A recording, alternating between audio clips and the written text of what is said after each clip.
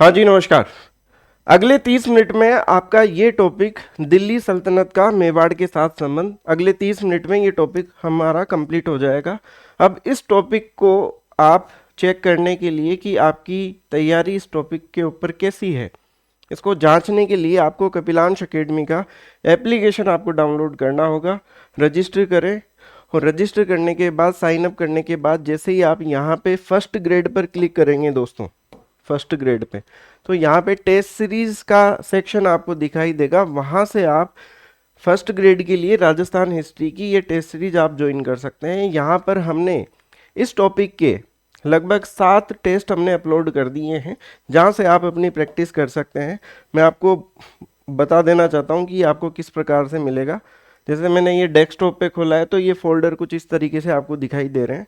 तो आपको अपने एप्लीकेशन में फर्स्ट ग्रेड स्कूल व्याख्याता पे क्लिक करना है, फिर इस प्रकार से वीडियो कोर्सेज और टेस्ट सीरीज, यहाँ पे टेस्ट सीरीज पे आपको क्लिक करना है।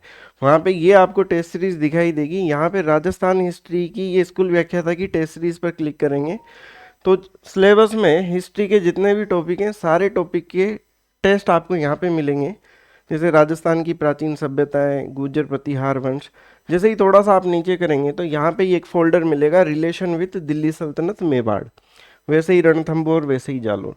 तो इसमें मेवाड़ पे क्लिक करें तो यहाँ पे आपको 7 टेस्ट हमने इस टॉपिक के अपलोड कर रखे हैं। तो इन टेस्टों को आप देकर अपनी प्रैक्टिस को बेहतर बना सकते हैं और आप अंदाज़ा भी लगा पाएंगे कि टॉपिक आपका कितना तैयार हुआ है। ठीक है जी, चलिए अब हम टॉपिक को आगे बढ़ाते हैं। देखिए हम कहाँ तक पहुँच गए थे कल, वो मैं आपको याद दिला देता हूँ।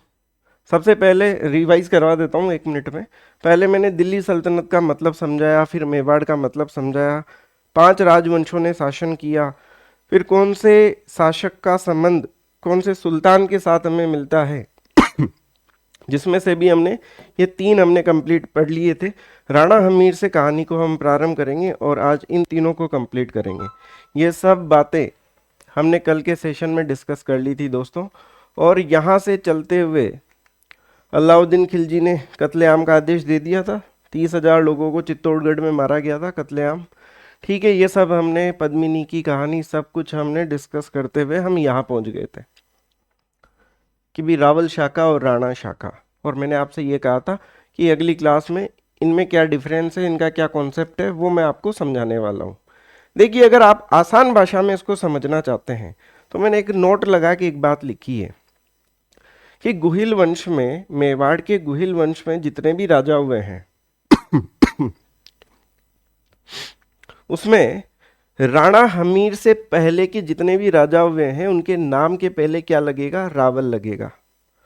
और राणा हमीर के बाद नहीं, राणा हमीर से और इसके बाद जितने भी राजा हुए हैं उनके नाम के आगे क्या लगेगा? राणा लगेगा। जैसे राणा कुंभा, राणा प्रताप, राणा उदय सिंह, और जितने भी राजा हुए हैं सबके आगे राणा लगेगा। वापस से रिपीट कर रहा हूँ, राणा हमीर से पहले गुहिल वंश में जितने भी राजा हुए हैं उनके नाम के आगे रावल लगता है, और राणा हमीर से जितने भी राजा आगे आएंगे उन सबके आगे राणा की ये उपाधि लगेगी, राणा या महाराणा।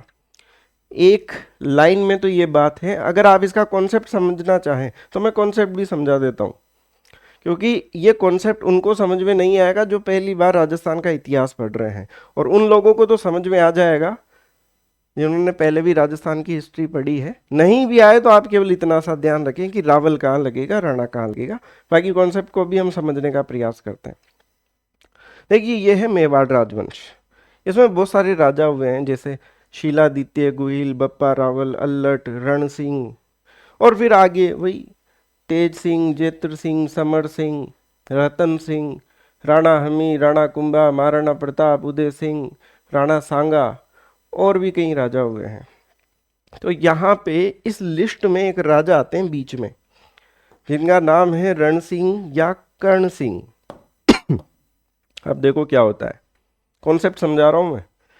रण सिंह और कर्ण सिंह, इस राजा के 2 पुत्र हुए। ये याद नहीं भी रहे तो भी कोई टेंशन नहीं है, है ना, इतना दिमाग पे लोड मत लेना, केवल आपको तो ये बात ध्यान रखनी है। लेकिन हमारे बहुत सारे विद्यार्थी कॉन्सेप्ट भी समझना चाहते हैं, तो मैं इसलिए बता रहा हूँ, फटाफट से इसको कंप्लीट करते हैं। समझ में नहीं आए ये कोई दिक्कत नहीं। रण सिंह तक हम पहुंच गए थे कि ये रण सिंह हुए, इसके दो पुत्र हुए, एक का नाम था शेम सिंह और एक का नाम था राहप।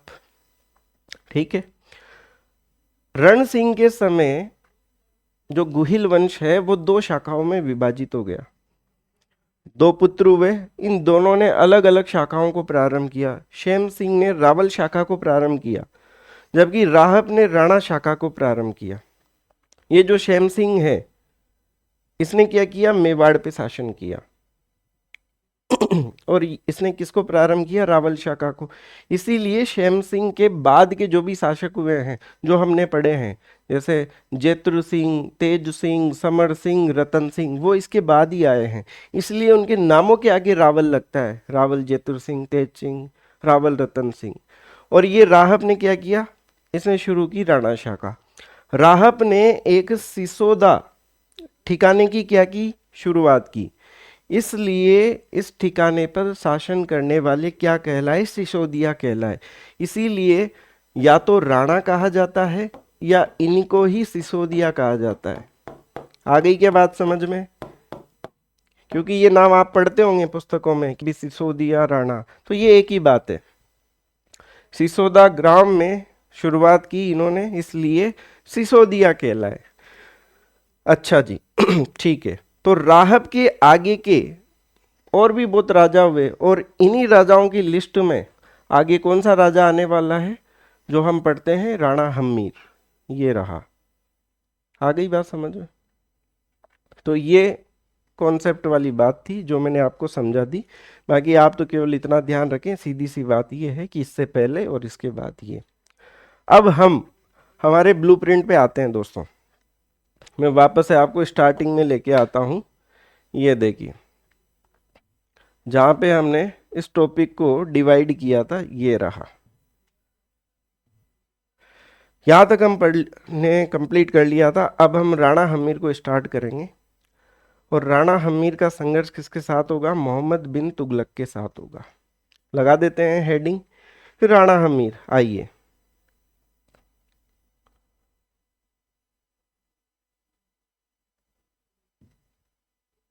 ये लीजिए, ये लगा दी हमने राणा हमीर। चलो सर, राणा हमीर का शासनकाल 1326 से लेके 1364 तक मिलता है हमें। राणा हमीर मेवाड़ की राणा शाखा के संस्थापक माने जाते हैं। ठीक है जी। इनके उपनाम हमें मिलते हैं, मेवाड़ का उद्धारक इनको कहा जाता है, सिसोदिया साम्राज्य का संस्थापक इनको कहा जाता है। मैंने भी थोड़ी देर पहले कहा था कि राणा सिसोदिया एक ही बात है, इसलिए सिसोदिया साम्राज्य का इनको संस्थापक कहा जाता है। ठीक है।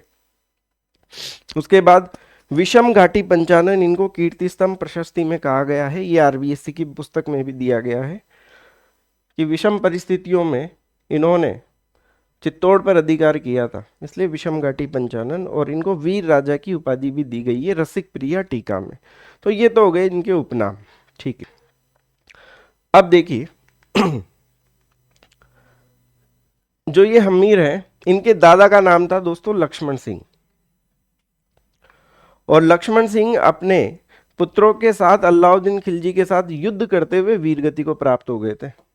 अलाउद्दीन खिलजी के साथ हमीर के दादा का नाम था लक्ष्मण सिंह। और मैं इनके पिता का नाम भी आपको बता देता हूं। राणा हमीर के पिता का नाम था अरी सिंह, और अरी सिंह जी के पिता का नाम था लक्ष्मण सिंह जी, इसीलिए तो दादा हुए। तो कहने का मतलब है, कहीं ना कहीं अलाउद्दीन खिलजी के साथ हमीर की दुश्मनी तो भाई साहब खानदानी है, बहुत पुरानी दुश्मनी है ना। तो फिर क्या होता है, आगे बढ़ते हैं। अलाउद्दीन खिलजी के मरने के बाद मोहम्मद बिन तुगलक के समय दिल्ली सल्तनत के हालात कमजोर हो गए थे दोस्तों। और चित्तौड़ के ऊपर शासन कौन कर रहा था भाई, खिज्र खां को अलाउद्दीन खिलजी ने खिज्र खां को नियुक्त कर दिया था। और खिज्र खां के बाद वहां पे शासन संभाला था किसने, मालदेव सोनगरा ने, जो कि कानड़ देव चौहान का भाई है, जालोर से संबंध रखता है। इसने चित्तौड़गढ़ को संभाला और इसके समय में ही इसने बागडोर किसको दे दी थी, इसके पुत्र को दे दी थी जिसका नाम था बनवीर। तो कुल मिला के भाई दिल्ली के हालात कमजोर, तो यहाँ के भी हालात ये भी कमजोर अपने आप को महसूस करने लगे, तो बनवीर भी कमजोर। तो ऐसा ही मौका देखकर 1326 ईस्वी में राणा हमीर ने चित्तौड़ पर आक्रमण कर दिया और चित्तौड़ पर अधिकार कर लिया। इसलिए चित्तौड़ पर अधिकार करने के बाद इसीलिए इसको क्या कहा गया, मेवाड़ का उद्धारक कहा गया, कि दोबारा से इसने अपने शासन को स्थापित किया था, मेवाड़ के शासन को। ठीक है, तो ये चित्तौड़ पर अधिकार कर लिया। सबसे इंपॉर्टेंट, सिंगोली का युद्ध, ये किस किस के बीच में हुआ दोस्तों? मोहम्मद बिन तुगलक दिल्ली सल्तनत का है और दूसरी तरफ कौन है, राणा हमीर। इन दोनों के बीच में ये युद्ध हुआ, सिंगोली का युद्ध हुआ था। पूछा जा सकता है आपसे कि सिंगोली का युद्ध किस किस के बीच में हुआ था, क्योंकि ये बात हमारे टॉपिक की है, दिल्ली सल्तनत का मेवाड़ के साथ संबंध। आ गई बात समझ में? बस इतना सा ही है इसमें। आप कहेंगे कि जीता कौन? राणा हमीर जीता इसमें दोस्तों। बस इतनी सी बातें हैं राणा हमीर की जो हमारे लिए उपयोगी है फर्स्ट ग्रेड के एग्जाम के दृष्टिकोण से। सारी बातें हमें पढ़नी है नहीं। आगे बात समझ, आगे बढ़ता हूं। तो ये हो गया सिंगोली का युद्ध। अब इसके बाद जो अगला शासक हमारे सामने आता है, राणा लाखा। 1382 से 1421 तक इसका शासनकाल मिलता है। ये राणा लाखा वही है दोस्तों जिनका वृद्धावस्था में विवाह हुआ था हंसाबाई के साथ। ठीक है ना, ये वही राणा लाखा है। और ये वही राणा लाखा है जिनके समय उदयपुर में, मेवाड़ में चांदी की खान की खोज हुई थी, और जैसे ही ये चांदी की खान निकली इनके जीवन में भी चांदी चांदी हो गई थी। मेवाड़ व्यापारिक व आर्थिक दृष्टि से समृद्ध हो गया था। अभी चांदी निकल गई तो फिर तो मौज है। और इसी समय दोस्तों जब ये आर्थिक रूप से समृद्ध हुए राणा लाखा, तो इन्होंने क्या किया, दिल्ली सल्तनत द्वारा ध्वस्त किए गए इमारतों का पुनर्निर्माण किया। भाई पैसे की कोई कमी है नहीं, अब चांदी निकल गई है। तो दिल्ली सल्तनत के जो भी शासक हुए, जो अटैक करते थे, इमारतों को, किलों को ध्वस्त करते थे, पैसा राणा लाखा के पास है, तो इन्होंने वापस से उनका क्या करवाया, पुनर्निर्माण करवाया, रिपेयरिंग करवाई, मरम्मत करवाई। तो एक बात तो ये ध्यान रखनी राणा लाखा की। अच्छा, एक बात और, लाखा के समकालीन दिल्ली शासक फिरोज शाह तुगलक ने तीर्थ यात्रों पर कर अध्यारोपित किया, तो राणा लाखा ने विरोध किया इस बात का, और दोनों के बीच में दोस्तों संघर्ष हुआ बदनौर में। और इसमें क्या हुआ, युद्ध में फिरोज शाह तुगलक पराजित हुआ। अब देखिए इतिहास में क्या है, बहुत सारी कंट्रोवर्सीज मिलती है। कोई लेखक क्या कहता है, दूसरा लेखक क्या कहता है, इतिहासकार, तो कभी कभी कुछ मतभेद मिलते हैं। तो यहाँ पे भी एक मतभेद हमें देखने को मिलता है। कुछ किताबें कहती है कि भी फिरोज शाह तुगलक था, और कुछ किताबें कहती है कि गयासुद्दीन सेकंड था। समझ गए आप? तो मैंने दोनों ही नाम लिख दिए यहाँ पे, अब किसको माने। हर विलास शारदा जो इतिहासकार है वो तो कहते हैं फिरोज शाह तुगलक है, कुछ किताबों में इसको गयासुद्दीन सेकंड कहा गया है। तो मैंने दोनों ही नाम लिख दिए हैं, तो ध्यान रखें एग्जाम में ये भी आ सकता है। तो बदनौर में इनका युद्ध हुआ और लाखा ने पराजित किया। बस इतनी सी बात है राणा लाखा में, और कुछ है ही नहीं। आगे चलता हूँ। अब राणा लाखा के बाद ये शासक हुए दोस्तों, राणा मोकल, राणा कुंभा, उदय सिंह ये उदा, जिसने कुंभा की हत्या की थी, पितृहंता, और फिर उसके बाद राणा रायमल। तो यहाँ पे क्या था, मामला शांत था, मतलब दिल्ली सल्तनत के ऊपर की तरफ से इन शासकों के ऊपर कोई अटैक वगैरह नहीं हुआ। यहाँ पे माहौल शांत रहा, तो इनमें हमारे लिए कोई भी पढ़ने की बात नहीं है। अब राणा रायमल के बाद जो अगला शासक आएगा उनका नाम है राणा संग्राम सिंह, जिनको हम सांगा कहते हैं। यहाँ पे अब हमें पढ़ना है। शासनकाल मिलता है 1509 से लेके 1528 तक। ये रहे राणा सांगा।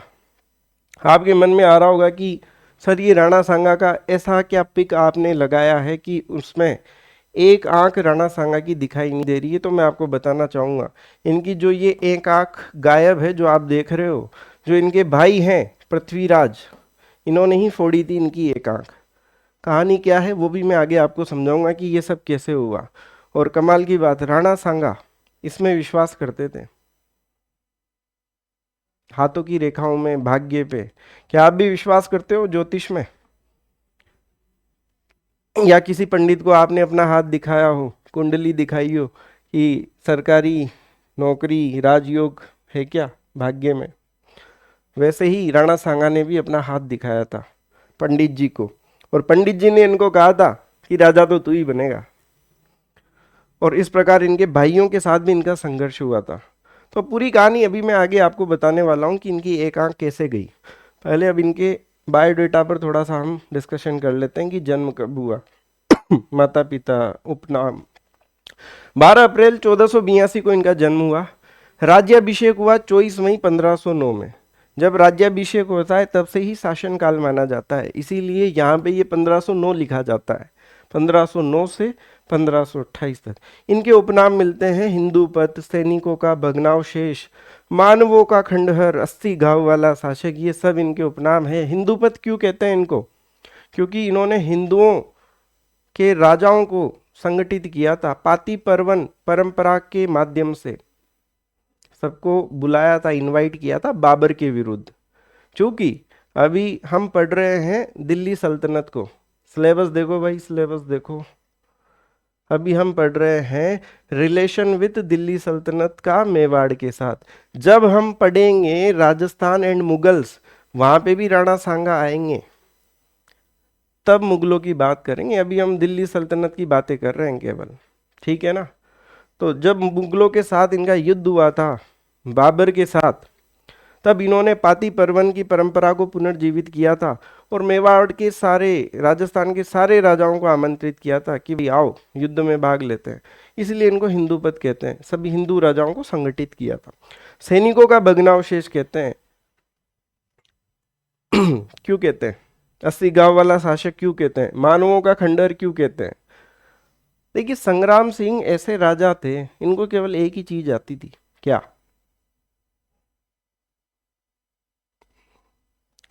इनको केवल यही आता था, एक तो तलवार चलाना आती थी और भाला फेंकना आता था। कहने का मतलब है इनको केवल युद्ध करना आता था, बस, और किसी में इंटरेस्ट नहीं था इनका, बस लड़ाई करो, युद्ध करो। अगर हम बात करें महाराणा कुंभा की, महाराणा कुंभा ऑलराउंडर। महाराणा कुंभा ग्रंथों की रचना भी करते थे, संगीत में भी उनकी रुचि थी, युद्ध भी कर लेते थे, कूटनीतिकार भी थे। हालांकि अब महाराणा कुंभा हम पढ़ेंगे नहीं, लेकिन मैं एक बात बता रहा हूँ आपको। महाराणा कुंभा ऑलराउंडर आदमी थे। लेकिन सांगा जी, महाराणा प्रताप, ये युद्ध, तलवार भाले, बस युद्ध। अब ऐसा कहते हैं कि इन्होंने जीवन में बहुत सारे युद्ध किए और युद्ध भूमि में भी ये सबसे आगे खड़े होते थे। तो ऐसा हमेशा ये करते थे। तो एक बार क्या हुआ, एक तीर इनके पैर में लग गया, तो फिर ये लंगड़े हो गए। एक युद्ध में इनका एक हाथ कट गया, एक ही हाथ रह गया। तो इस प्रकार से शरीर पे इनके बहुत सारे घाव थे, इसलिए इनको 80 घाव वाला शासक कहते हैं। मानवों का खंडहर, मतलब शरीर खंडहर के जैसे होगा, कहाँ पे कौन सा गांव। एक आंख इनके भाई ने फोड़ दी, एक हाथ चला गया, एक पैर चला गया, फिर भी युद्ध करना है। तो इस वजह से ये इनके उपनाम मिलते हैं। पिता का नाम रायमल, माता का नाम रतन कंवर, और ये इनके भाई हैं दोस्तों, पृथ्वीराज, जयमल, राज सिंह, सांगा। इनके साथ इनका उत्तराधिकारी संघर्ष भी चला था। इसकी तो एक पूरी कहानी मैं आपको बताऊंगा, अगर आप सुनने के इच्छुक हैं। इनकी एक बहन भी थी, आनंदाबाई, इस पर भी हम आगे बात करेंगे। ये इनकी बहन थी। बहन थी ये। इस स्टोरी को अभी एक बार रोकते हैं, इसको लास्ट में हम बात करेंगे कि कैसे इनकी लड़ाई हुई थी, कैसे आंख फोड़ी थी। पहले हम मुद्दे की बातें कर लेते हैं। दिल्ली सल्तनत से राणा सांगा का संघर्ष किस प्रकार हुआ? दो युद्ध लड़े इन्होंने, एक तो खातोली का युद्ध और एक लड़ा बाड़ी युद्ध, बाड़ी धौलपुर का युद्ध। और यहाँ पे मैंने एक नोट लगा के बात लिखी है, बयाना व खानवा का युद्ध, ये किस में आएंगे? ये मुगलों में आएंगे। हम पढ़ रहे हैं दिल्ली सल्तनत के साथ संघर्ष, तो वहां पे खातोली का युद्ध और बाड़ी धौलपुर, इनको मिक्स मत करना, ये हम मुगलों में पढ़ेंगे आगे। अब एक एक युद्ध पे बात कर लेते हैं। खातोली का युद्ध 1517 में हुआ। वर्तमान में ये खातोली कहाँ पे आता है? कोटा में आता है। अभी 2-3 साल पहले की किताबें आप पढ़ोगे तो हो सकता है वहाँ पे बूंदी भी देखने को मिल जाए, लेकिन वर्तमान में तो कोटा में आता है खातूली। एक तरफ थे सांगा और दूसरी तरफ थे दोस्तों इब्राहिम लोदी, लोदी वंश के शासक इब्राहिम लोदी। और ये इब्राहिम लोदी इसमें पराजित हुए। ठीक है, कोई बात नहीं, सकारात्मक व्यक्ति थे इब्राहिम लोदी। नहीं, एक बार तो मैं और प्रयास करूंगा। तुरंत 1 साल बाद फिर आ गए साहब ये 18 में ही। बाड़ी धौलपुर का युद्ध कहते हैं, धौलपुर में कोई ये बाड़ी गांव मिलता है, वहां पे ये युद्ध हुआ था, इस वजह से इसको बाड़ी धौलपुर का युद्ध कहते हैं। एक तरफ वही सांगा, दूसरी तरफ इब्राहिम लोदी। और इब्राहिम लोदी की तरफ से युद्ध किसने लड़ा था? मियाँ माखन और मियाँ हुसैन, ये सेनापति थे। युद्ध इन्होंने ही लड़ा था, तो इनके नाम भी ध्यान रखना, मियाँ माखन और मियाँ हुसैन। गोपीनाथ शर्मा जी की जो पुस्तक है उसमें भी इन नामों का जिक्र है, दोनों नामों का, तो ध्यान रखना, ये मियाँ माखन और मियाँ हुसैन का। ठीक है, इसमें भी पराजित हुए साहब इब्राहिम लोदी। तो दोनों युद्ध जीते महाराणा सांगा ने। बस इतना ही है। अब अगर आप इतिहास में रुचि रखते हैं कि महाराणा सांगा की एक आंख कैसे गई, इनका इनके भाइयों के साथ लड़ाई कैसे हुई, ये भाग्य में कैसे विश्वास करते थे, पूरी कहानी अगले 10-1 मिनट में हम इस स्टोरी को समझ लेंगे, ताकि आपके सारे कॉन्सेप्ट क्लियर हो। इससे पहले मैं स्टोरी को आगे बढ़ाऊं आपको मैं क्लियर कर देना चाहता हूं कि जिस प्रकार से हम आपको राजस्थान जीके पढ़ा रहे हैं, वैसे हमने इंडियन हिस्ट्री की क्लासेस भी कपिलांश एकेडमी के यूट्यूब चैनल पर अपलोड कर रखी है, तो उन क्लासेस का भी आप आनंद उठाइए। वीडियो के डिस्क्रिप्शन में प्लेलिस्ट का लिंक है। और आप अगर मेरे साथ राजस्थान जीके में हिस्ट्री, ज्योग्राफी, कल्चर को मेरे साथ पढ़ना चाहते हैं, तो आप कपिलांश एकेडमी के ऐप को ज्वाइन करके इस कोर्स को ज्वाइन कर सकते हैं। बाकी आप टेस्ट सीरीज तो ज्वाइन कर ही सकते हैं। टेस्ट सीरीज आपको ज्वाइन करके टेस्ट देने, तभी आपको प्रैक्टिस का पता चलेगा कि कितनी तैयारी है। साथ में एजुकेशनल मैनेजमेंट, इंडियन हिस्ट्री की क्लासेस यूट्यूब चैनल पर अवेलेबल है, उनके लिंक वीडियो के डिस्क्रिप्शन में दिए गए हैं। ठीक है जी, आओ सर। अब बात करते हैं दोस्तों, उत्तराधिकार संघर्ष कैसे हुआ। बहुत रोचक कहानी मिलेगी आपको। पृथ्वीराज, जयमल, राज सिंह और सांगा, ये किनके पुत्र थे? रायमल जी के पुत्र थे। और रायमल जी कौन है? महाराणा सांगा के पिता, तो इनके भी पिता होंगे। ठीक बात है। सबसे बड़े भाई थे पृथ्वीराज, पृथ्वीराज सिसोदिया। और इनको इतिहास में किस नाम से जाना जाता था?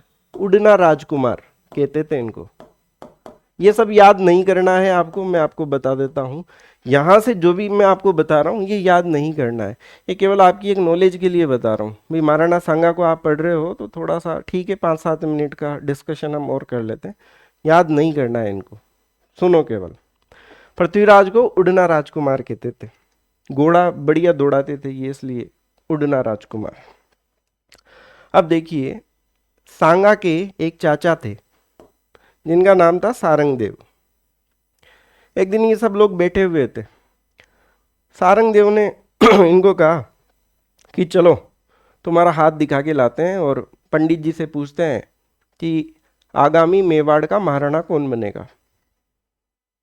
तो ये राज सिंह जी तो गए नहीं थे, ये तीनों गए, पृथ्वीराज, जयमल और सांगा।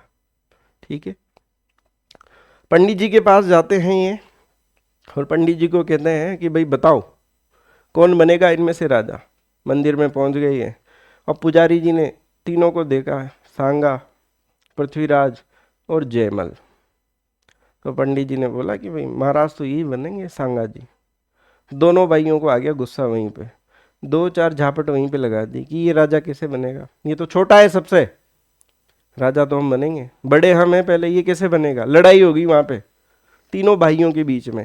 सारंगदेव ने कहा कि अरे नहीं नहीं छोड़ो, ये पंडित जी गलत बताते हैं, गांव में चलते हैं। वहाँ पे एक चारणी है, महिला है एक, वो महिला मस्तिष्क को देख के बता देती है कि कौन बनेगा, और उसका जो अनुमान है, जो उसका प्रिडिक्शन है, वो हमेशा अब तक सही हुआ है। तो चलते हैं महिला के पास। तो ठीक है, एक बार तीनों रुक गए, लड़ाई रोकी उनकी, और यहाँ पहुँच गए चारणी के पास, कुटिया में।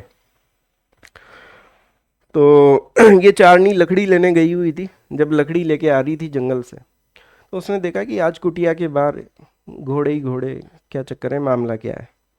तो अंदर आके देखा तो कि भी मेवाड़ राजवंश के राजकुमार आए हुए थे।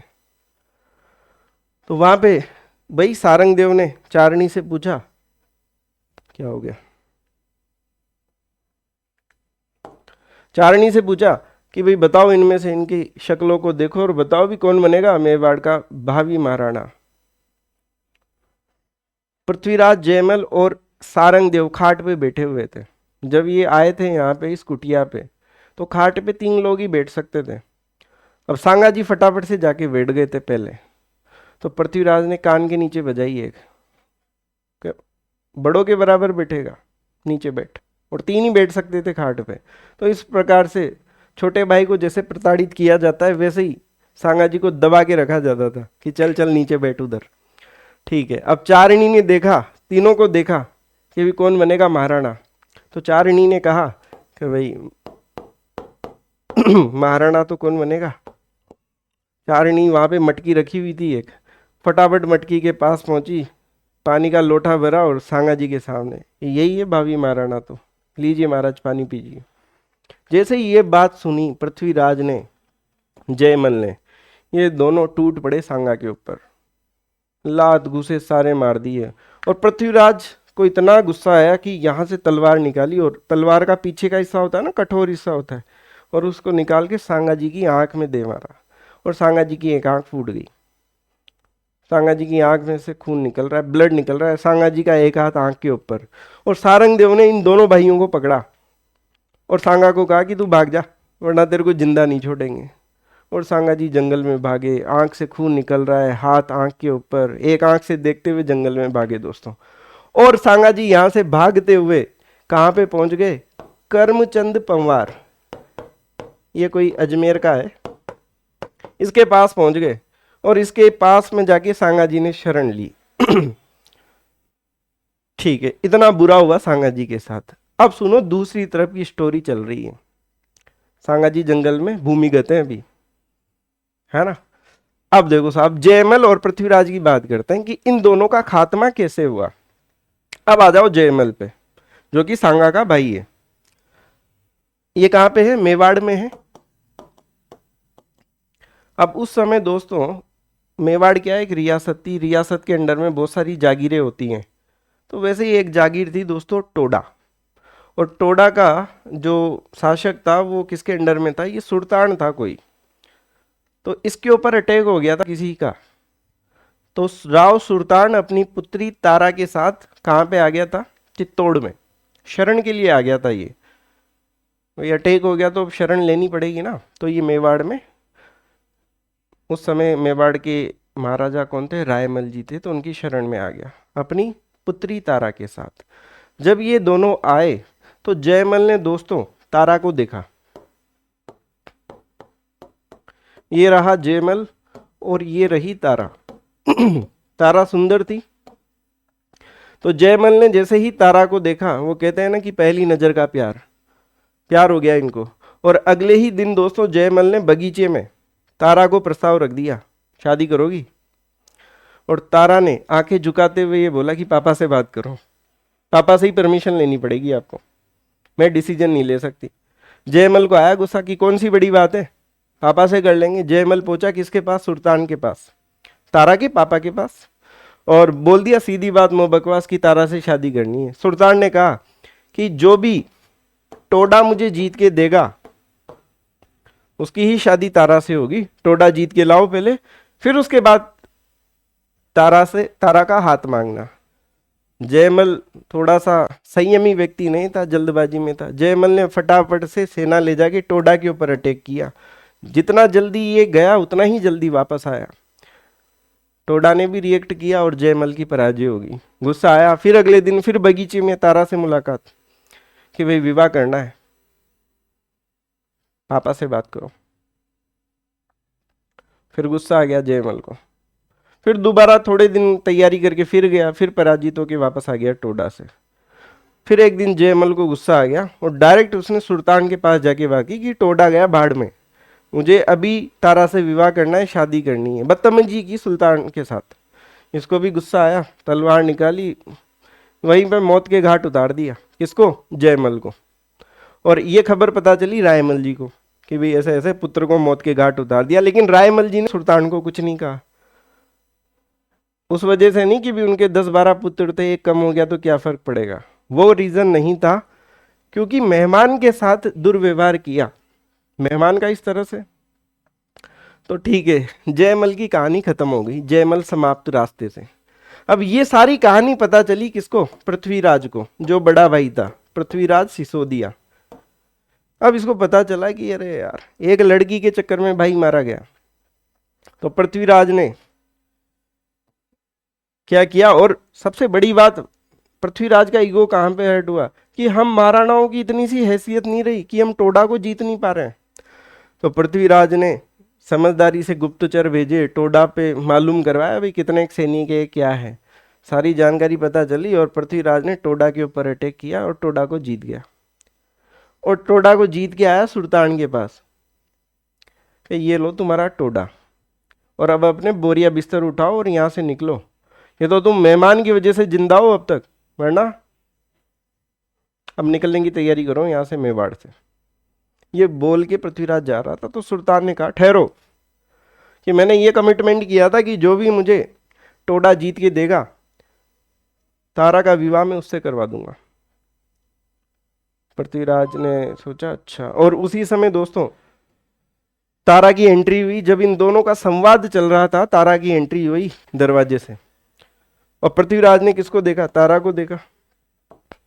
तो कहीं ना कहीं पृथ्वीराज जी भी वही डगमगा गए कि चलो ठीक है, कर लेते हैं विवाह, ठीक है भाई, सुंदर रानी मिल रही है तो कौन प्रस्ताव ठुकराएगा। तो फिर इन दोनों ने कर लिया दोस्तों विवाह, पृथ्वीराज और तारा ने। और ये विवाह करके किसके पास पहुंचे? रायमल जी के पास, जो कि इनके पिता हैं। मेरे पिताजी आशीर्वाद दो। रायमल जी ने कहा कि जुग जुग जियो मेरे लाल, और इनको कहा कि अब देखो तुम्हारी शादी हो गई है, अब तुम्हें परिवार का पालन पोषण, कुछ काम धंधा भी करना पड़ेगा। तो रायमल जी ने कहा कि हमारे पास एक अजमेर में एक किला है, वहाँ चले जाओ, वहीं पे सेटल हो जाओ, वहीं पे काम वाम करो। तो पृथ्वीराज अपनी रानी तारा को लेके कहाँ चले गए? अजमेर चले गए, अजमेर के किले पे, और उस किले का जीर्णोद्धार करवाया, रिपेयर करवाया, और उस किले का नाम बदल के क्या कर दिया? अपनी रानी के नाम पे तारागढ़ कर दिया। तो आज जो आप अजमेर में जाते हो ना, तारागढ़ तारागढ़ बोलते हो, वो नाम यहीं से निकल के आया है। चलो, ये कहानी हुई, पृथ्वीराज जी का घर बस गया। अब नई एंट्री, एक नए कैरेक्टर की एंट्री होती है आनंदाबाई की। आनंदाबाई का विवाह किससे हो रखा होता है? सिरोही के जगमाल से, ठीक है, यहाँ पे विवाह हो गया था इसका, आनंदाबाई का। और आनंदाबाई का मैसेज आया भैया के पास, किसके पास? व्हाट्सएप आ गया पृथ्वीराज के पास कि भैया जीजा जी बहुत परेशान कर रहे हैं, बहुत टॉर्चर कर रहे हैं, ये और वो और वो। पृथ्वीराज को आया, अभी बहन का दुख थोड़ी बर्दाश्त होगा। पृथ्वीराज जी ने उठाई सेना, और कहाँ की तरफ रवाना? सिरोही की तरफ रवाना। आ रहा हूँ मैं, अभी सब सिस्टम सेट करते हैं, अम्मी मेवाड़ की महाराणा है, तो सिरोही के लिए रवाना हो गए, ठीक है। और ये खबर पता चल गई जगमाल को, जो कि जीजाजी हैं। अब जगमाल ने सोचा कि भाई पृथ्वीराज की तो बराबरी कर नहीं सकते, भाई औकात तो पता है ना कितनी सेना है हमारे पास, हम पृथ्वीराज सिसोदिया की बराबरी नहीं कर सकते, पंगा नहीं ले सकते मेवाड़ वालों से।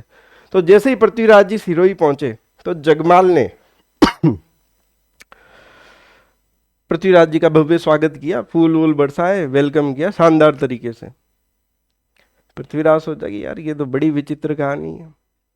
फिर अगले दिन सुबह हुई, बढ़िया उनके लिए सुबह नाश्ते की व्यवस्था की, बढ़िया शाही भोजन तैयार करवाया, मतलब फुल खातिरदारी। पृथ्वीराज ने आनंदाबाई से बात की कि तू क्या कह रही थी कि जीजाजी खराब है, लेकिन जीजाजी का तो व्यवहार एकदम बढ़िया है, कोई दिक्कत नहीं है। पृथ्वीराज ने कहा कि मैं कुछ दिन रुक के जाऊंगा। 2 दिन निकल गए, 4 दिन निकल गए, जीजाजी का व्यवहार दिनों दिन मीठा ही होता जा रहा। फिर पृथ्वीराज ने आनंदाबाई से बोला कि तेरे में ही खोट है, ऐसे जीजाजी तो मुझे मिल ही नहीं सकते। आनंदाबाई ने भी बोला कि अचानक मेरे को भी समझ में नहीं आ रहा कि इनके व्यवहार में अचानक से इतना परिवर्तन कैसे हो गया। अब 10-15 दिन निकल गए। अब पृथ्वीराज ने बोला कि देख सब सही है, अब मैं रवाना होता हूँ, वापस मेवाड़ जाता हूँ, अजमेर जाता हूँ, वहीं पे काम काज संभालना है, सब कुछ बढ़िया चल रहा है, कोई दिक्कत नहीं है। तो अपने स्वभाव को थोड़ा सा बढ़िया कर, ठीक है। आनंदा भाई ने बोला ठीक है। तो पृथ्वीराज जी पहुंचे जीजा जी के पास कि जीजा जी आ गया। तो जगमाल ने कहा कि आ गया, अभी तो आए हो, अभी तो कुछ दिन ठहरो। तो पृथ्वीराज ने कहा कि 15 दिन हो गए जीजा जी। ओहो, उन्होंने बोला कि पता ही नहीं चला अपनों के बीच समय का, तो आना फिर वापस आना चलो। लेकिन एक काम करो, जा ही रहे हो तो एक काम करो फिर, ये कुछ लड्डू वगैरह ले जाओ, रात्रि को कहीं पे भी विश्राम करोगे तो सभी को खिलाना, आप भी खा लेना। तो कुछ लड्डू बना दिए इनके लिए, लड्डुओं का थाल पकड़ा दिया इनको, और जीजा जी ने बोला कि सबको खिलाना, सब सैनिकों को, और आप भी खाना। अब जैसे ही रात्रि हुई, घोड़ों को रुकना पड़ता था, अभी हेडलाइट वगैरह तो होती नहीं घोड़ों की, अंधेरा होने के बाद घोड़ों को रोकना पड़ता है, चारा वगैरह खिलाओ, उनको भी आराम देने की ज़रूरत होती है। और उसी टाइम सब ने लड्डू खा लिए दोस्तों, पृथ्वीराज ने, सैनिकों ने, और इनमें क्या था, जहर था दोस्तों। तो इस तरीके से जयमल का खात्मा हुआ, पृथ्वीराज का खात्मा हुआ। राज सिंह का कोई विशेष वर्णन मिलता नहीं है, अब योग्य था केवल, अब सांगा बचा, इन दोनों का तो खेल खत्म हो गया। अब रायमल जी ने ढोल बजवाए कि जहां भी सांगा है तुरंत मेवाड़ पहुंचे, ठीक है। तो फिर सांगा जी को खबर दी करमचंद पंवार ने कि भाई इस तरीके से आपको बुलाया गया है, आपका राज्याभिषेक होगा। तो इस प्रकार से फिर सांगा जी पहुंचे रायमल जी के पास कि पिताजी की जय हो। रायमल जी ने कहा कि तू कौन है, तू मेरा पुत्र नहीं हो सकता, तू तो काणा है। तो सांगा जी ने कहा कि मैं ही आपका सांगा हूं, आपके बड़े पुत्र ने ही मेरी आंख फोड़ी थी। तो फिर विश्वास हुआ उनको, और फिर महाराणा सांगा बैठे गद्दी पे, कब, 1509 में। तो फिर वो बात निकल के आती है ना, जो तकदीर में लिखा होता है वो जरूर अदा होता है, ठीक है। तो ये कहानी थी दोस्तों। हालांकि ये कहानी केवल एक जानकारी के लिए सुनाई गई है, इस पे ज़्यादा दिमाग मत लगाना, ये केवल एक नॉलेज के हिसाब से है। तो इस प्रकार से सांगा जी का संघर्ष इतना रहा है, आँख फूटने के बाद बने राजा ये। उम्मीद है आपको स्टोरी पसंद आई होगी, कैसी लगी कमेंट जरूर करना। अब आप सभी से ये रिक्वेस्ट रहेगी, क्लासेज आपको कैसी लग रही है, कंटेंट कैसा है, कमेंट करके आप ज़रूर बताएं। और कपिलांश एकेडमी के ऐप को डाउनलोड करके ये जो मैंने आज आपको टेस्ट बताए हैं, ये 7 टेस्ट ये ज़रूर आप दें, ताकि आपको पता चलेगा कि ये कितने क्वेश्चन आप इनमें से सही कर पा रहे हो। 7 टेस्ट हमने अपलोड कर दिए हैं, जिनमें PYQ स्टेटमेंट वाले क्वेश्चन, RBSC के क्वेश्चन, सब कुछ आपको मिलेगा, ठीक है जी। तो मिलते हैं फिर नेक्स्ट सेशन में, और YouTube को सब्सक्राइब कर लीजिए। एजुकेशनल मैनेजमेंट और इंडियन हिस्ट्री की प्लेलिस्ट हमने YouTube पे बना रखी है, तो उनको भी आप देखिए, फ्री में अवेलेबल है, एक बार ज़रूर आप देखें। कोई भी समस्या हो तो कमेंट करके ज़रूर बताएं। मिलते हैं नेक्स्ट सेशन में, धन्यवाद।